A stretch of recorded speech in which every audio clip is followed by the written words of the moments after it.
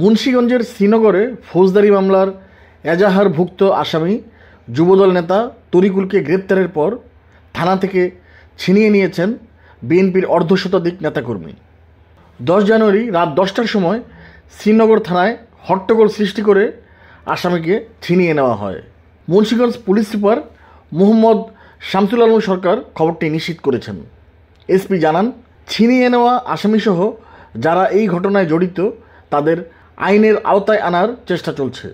জানা গেছে, তরিকুল শ্রীনগর উপজেলা যুবদলের আহ্বায়ক কমিটির সদস্য। তিনি শ্রীনগরের দেউলভোগ এলাকার বাসিন্দা। একটি মারামারির মামলায় শুক্রবার তরিকুলকে গ্রেপ্তার করে থানায় নিয়ে আসে শ্রীনগর পুলিশ।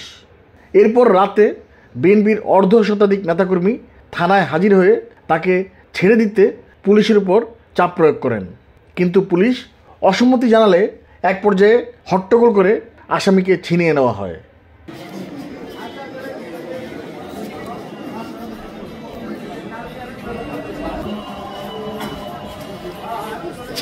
Good.